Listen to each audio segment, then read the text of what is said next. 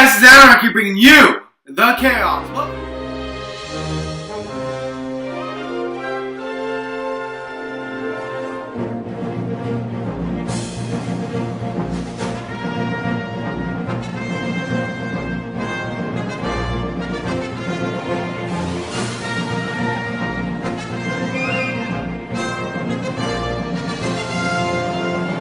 Welcome to another episode of Storytime, the very first episode. We're going to be covering The Flash. Great character from DC, not a Marvel character, that's what's important. He actually has a character to him. I'm not going to be doing this alone though. I'm going to be doing it with a guest star. You guys will know him from Nerd News and DC TV. Goblin and Green, come on down! What's up, you guys know him. He's been in other videos that you guys have seen around. Hasn't been on this segment though, which is the best segment, you know. Yeah, clearly. Yes. Okay. So we're gonna be getting into the Flash, and with Storytime and ANARKY, we take characters like Batman, Flash, Superman, and we change the origins around for Earth and you. But he's also gonna be giving an idea that he has, just in general, just for fun, because he writes stories along with me. Man. So yeah. All right. So let's start with your idea.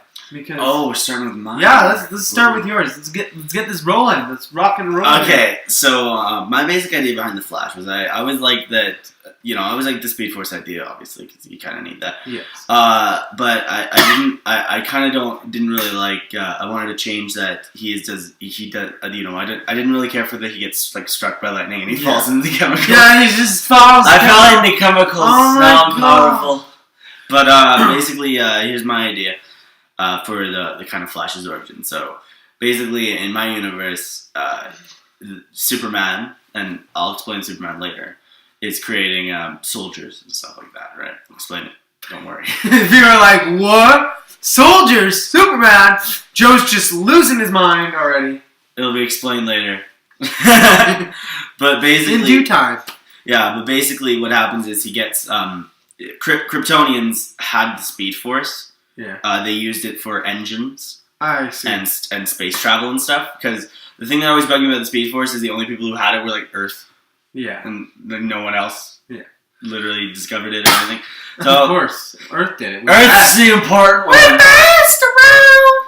Yeah, but anyways, so what happens is on Krypton, you know, there were beings that had the Speed Force in them, like in their DNA, and it was like passed down through generations. It just needed to be unlocked, right? Yeah. So what he does is he gets 4 humans that have Speed Force potential: Barry Allen, Jay Garrick, Jesse Quick, and Eobard Thawne. So you're using all the speedsters in your story. That's very cool, very intelligent, very smart, very new. Because I know people really like Jay Garrick. People really like Jay Garrick, Barry Allen, Wally West.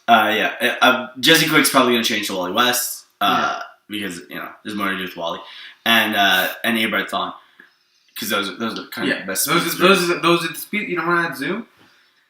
No. And you don't want to add like Johnny Quick from Earth 3 too. No. Just 4. Just collect them all.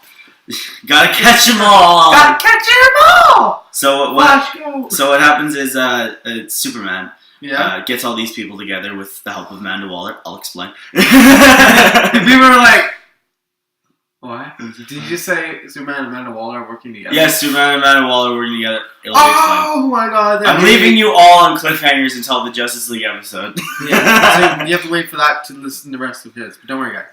Yeah, he'll do his, and his are amazing. Yeah, mine are great. Yeah, so basically what happens is he gets these 4 individuals together, and they were all working in a military platoon, just so happened to be, right? Yeah. And Amanda Waller's like, okay, well, we have these people, military commanders, forensic examiners, and stuff like that, right? So Barry was a military forensics person. Yeah. Jay Garrick was from World War II. Yeah. Eobard Thawne is a military scientist, and Wally is like a new recruit. He's like a private. So they're all different sectors of the military. I see. Okay. So what happens is he gets them together and he retrofits them with this tech that can absorb Speed Force from the surrounding area. So it like funnels the Speed Force. This tech is like metal exoskeleton I see. that goes around their legs. right? Yeah. And up their spine to the back of their head, like this, kind of, right? Yeah. And what that's meant to do is to hold the body up when they're going at top speed. Oh, I see. So they don't break their spine. They would just like fucking break, and then their spine would be hanging back there. Yeah, what happened is the legs would be going, and yeah, they just like there'd be like a flimsy little like. Yeah.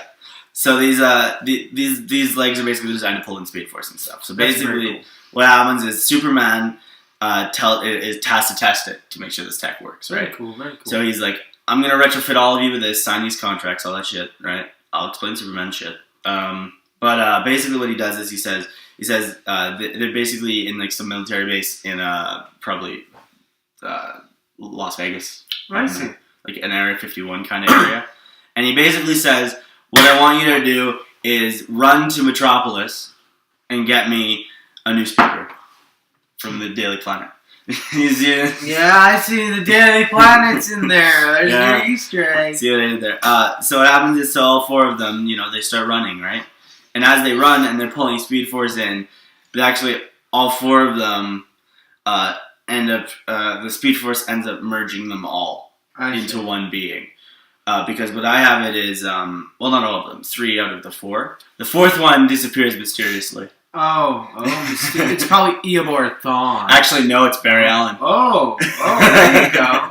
There you go. Barry Allen disappears, and basically what happens is Wally West and Jay Garrick and Eobard Thawne become one being. Oh, I see. So, all in Jay Garrick's body. I see. So Jay Garrick kind of has a firestorm thing going on. I see. Where he has the voices of Wally West and Eobard Thawne. That's interesting. Then you get all the Flashes in one, and there's no complaints about I like Jay and I like Wally and of course all these voices are gonna be. You're still gonna get angry. People are gonna get angry. People are gonna be like, "Where's Barry? That's later. Where's Barry? That's later. But basically, it ends up merging these people, and Superman didn't see this fucking one coming. He's like, "What the fuck happened?" I got one, and I wanted like a bunch. Fuck, right? Idiots. And it turns out that all of them at some point had kind of a related bloodline. Oh, I see. So they had parts of the Speed Force in them, and they just needed to be combined to make a speedster. Oh, that's cool. And unfortunately, they lost one of their members in that combining. Oh boy. So so there you go. And basically from then on, he works with the military, works with Amanda Waller, works with Argus, and they test him and they try to see what he can do. Okay. And unfortunately, in this thing, the metal legs and spinal stuff merge with him. Oh. So they can't take it off. Damn. Well, there you go, Flash. So there's my Flash. Not able to be a human. He's just a speedster, I guess. Just walking around with metal on. Yeah, of course. He's like Lucio. Yeah. But that's basically my idea with the Flash. That's pretty much what I got. So, okay. Your turn. So, take it over. Let's get into Earth and you boys and girls. Because you guys have been waiting for this episode. You've been waiting to hear about the Flash. The Flash. He's an important character. He's very crucial to my story that I am writing and I'm developing for you guys. So, the Flash in my universe is from the future. Like 40, 50 years into the future. She's an ancestor of Jay Garrick and the daughter of Barry Allen. Jay Garrick was a scientist in the 80s. He created, he was studying the Speed Force. He was studying how it could be developed along with Ray Palmer, who you guys will know as the Atom. There's another little Easter egg drop. And they discovered that there was a Speed Force, and they were able to use lightning and a chemical, right, to make Jay Garrick a speedster. They actually did on purpose, though. Like, he actually tested on himself on purpose instead of it being an accident because they didn't have the money for test subjects, so he tested on himself and became a speedster, and he joined the Justice Society of America as they fought off Vandal Savage, who was trying to take over the world at the time. Anyways, he died in battle, but he had a wife who was pregnant, and Amanda Waller didn't know that yet. So Nora Allen is from a destroyed universe, and she comes back to put a team together because there was no team to stop him. Yeah. So, which will be the Justice League, duh. Anyways, so she comes back, and Amanda Waller gets a hold of her, and they do tests on her blood, stuff, find out that she is related to Jay Garrick, and then using her help, they're able to build a team. This is pretty much where I'm going with the Flash. So she's there to help out, really. I decided to name her Nora Allen after Barry's mother. Yeah. So that's kind of a little cool thing. Yeah. she's a very cool character. She's gonna have humor like Barry Allen would. Also, the thing with her is what's different is in the future she doesn't use chemicals and lightning. Her suit provides her speed. Without her suit, she has no speed. They managed to create a suit that allows her access to the speed force. It's much safer than getting struck by lightning and chemicals. It's a little safer. A little safer. And the guy who developed it was Barry Allen. He's also a scientist from the future. He worked with Eobor Thawne. Yeah, there's Eobor Thawne. Yeah. He's there. Again, so they created the suit, and she had a team in the future that she was battling against Superman's forces. It was like Blue Beetle and a bunch of other characters that I'll get more into. But yeah, they ended up failing, and she came back to warn Amanda Waller, who is the president of my world at the time, about the fact that Superman's going to kill and betray them all. So then Amanda Waller starts putting together a team, and yeah, that's pretty much my Flash. I kind of wanted to ask you, why did you because I think it'd be interesting if we talked about why we changed the characters in the ways. Like how we wanted to get challenged ourselves with this character. With Nora, first of all, I wanted to have more female characters on the Justice League because there's always one, and then the rest are males. So I thought I'd make Flash a female. Flash has gone through a few interpretations for me. I always like the future aspect, him coming back to build a team, but they always have it so a future Flash comes back, but I want this Flash to come back from a doomed world and actually build a team, be there and know what happens, and he's scared. They did it in Young Justice, and that's where I got the idea from, and I really like that, but I just applied it to the Justice League and the Flash. Instead of in Batman vs Superman, where he goes and he's like, Batman! And then he disappears back into He was the key! Or she was the key! Anyways. And that is basically what happens if that Flash were to stay instead of get sucked back in. Yeah, pretty much. Yeah. And the suit idea, I prefer it because it gives Flash a better weakness, I think.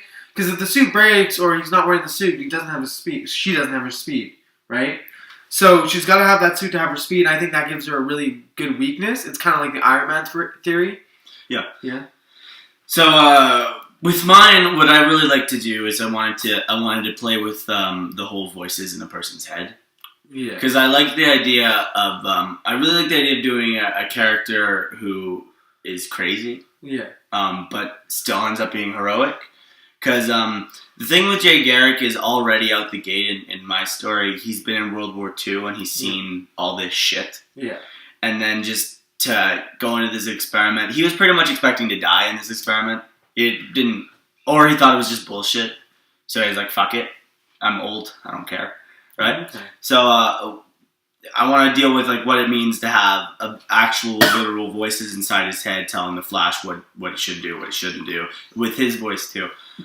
I also like the idea of making the Flash. It makes the Flash kind of darker and more gritty that way. Yeah, definitely. And I really enjoy doing that. I'm still trying to retain some humor with the Flash, but with this particular Flash, for the I guess kind of about half the story, he's going to be dealing with having to keep these voices in his head under control and stuff like that. Yeah, definitely. And what I really like the idea, like with you, I like the suit idea. I like that he doesn't just have his powers to throw in chemicals and stuff. And but I was able to incorporate both of them into my story, which I really wanted to do because I know there's Flash fans out there who are like, doesn't have the chemicals and lightning, he's not the Flash. And it's just like, dude, relax. He's got the chemicals and he's got the suit, which I prefer. I personally would actually prefer if the normal DC universe took on the suit. It just makes, I don't know, a little bit more sense to me that the suit would give him his speed over chemicals and random lightning. Basically, this Flash's only weakness would be the fact that he does have these metal things on his legs, and if they choke up or if they can't move or whatever, he can't run. Yeah, or if Magneto ever came into town, just crossover DC Marvel, Magneto just fucking. But yeah, he Wolverines it. What a stupid act ever now on the team. But yeah, I mean, but this is advantages and disadvantages. And for example, since he's got this metal chassis on his legs and stuff, that's armor on the legs. Yeah, he could rust. You never know. No, I mean, if someone tried to cut his legs off. Yeah, I guess. They'd have a kind of a problem. Yeah, they'd have a little bit of a problem there. Depending on what they're using. But they could just cut off his head. Yeah, true. But they'd have to catch him. Yeah. Exactly. And that's the point of the Flash, you gotta try and catch him. But I mean, like, if you're cutting his legs, you must already have him caught. Yeah, I know. You could just cut off his head. No, I'm saying, like, in combat. Yeah. I'm just saying, like, you normally want to go for Flash's legs. Yeah. But basically, that's kind of my idea with the Flash. Yeah. I think both of our ideas are very unique. Yeah, they're different, which I really was striving for. We're both writing our own versions of the Justice League because we want to give it a crack. I'm writing a big book. Are you writing individual issues, right? Or no, mine's chapters. See, I'm doing chapters too now. So but it won't be a comic. Yeah, it's novel form. Yeah, so his is more novel form. Mine, I'm trying to make mine closer to the Watchmen style of graphic novel, where it's a big book that has all the characters and kind of gives flashbacks and stories about them. And as many Easter eggs as I can, guys. As many as I can. There are a shit ton of Easter eggs in my story already. And I'm not even done. Mine's roughly going to be probably 12, 13 chapters. Yeah. Each chapter will be a character. Yeah. And that's pretty my story also takes place in the 1980s. So, more of I wanted to make the world feel grittier, but I want to keep the characters, like, their personalities and stuff similar. Like, yeah, Flash has been through a ton of stuff, and she's seen deaths and stuff, and that's really affected her. But she tries to remain uplifting and trying, because she wants to save the world, and she's got to remain hopeful. Batman is just, oh my god, Batman is just... Well, you'll save that one. He's just dark, guys. He's pretty much done. So, is that it? Yeah, I think that's it, guys. So, Goblin and Green here as a guest star. He'll be on once in a while, not every episode, but he'll be here for the Justice League and stuff. So, yeah. And, me, I'm always here, He's always there. This is my segment, after all. And we got the Anarchy Duck here, Woo! The team mascot for us, Yeah. Yep. We'll get an NU duck eventually. Just get like a bunch of ducks, an Alcatraz duck, a Goblin duck, and an NU duck. Just have a row. Very green duck. Just a billion ducks. Anyways, so yeah, this is Anarchy bringing you the chaos, guys. I hope you enjoyed Storytime with Anarchy. Thanks and for Goblin watching. and Green. Hi. Yeah. And, featuring Goblin and Green. And that dude over there. Please like and subscribe, and I hope you enjoyed. And next episode will be coming out.